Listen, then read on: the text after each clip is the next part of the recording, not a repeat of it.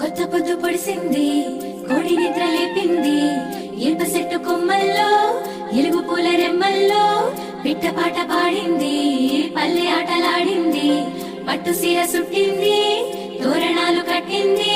ఊరే మారే జోరే సాగే లేదే మనాది, నింగి నేల పొంగిపోయే రోజే ఉగాది. రామాసిలుక వన్నేలుక వసంతమే విరిసెలి,